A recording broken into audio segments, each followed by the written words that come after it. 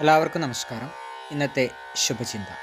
എന്താണ് വിജയത്തിൻ്റെ മാനദണ്ഡം? നാം തോറ്റുപോയി എന്ന് എങ്ങനെയാണ് അളക്കുക? നാം വിജയിച്ചു എന്ന് എങ്ങനെയാണ് അറിയുക? ആരാണ് വിധിക്കുന്നത്? ആർക്കാണ് വിധിക്കാൻ സാധിക്കുക?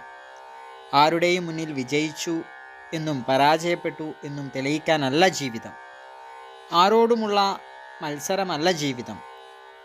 അനുഭവങ്ങൾ നമുക്ക് നമ്മെ തന്നെ രൂപാന്തരപ്പെടുത്താൻ സാധിച്ചാൽ, നമുക്ക് കൂടുതൽ സമാധാനത്തോടെ ജീവിക്കാൻ സാധിച്ചാൽ, നമുക്ക് കൂടുതൽ സംതൃപ്തിയോടെ ജീവിക്കാൻ സാധിച്ചാൽ, അതാണ് വിജയം. എല്ലാവർക്കും നന്മകളുണ്ടാകട്ടെ.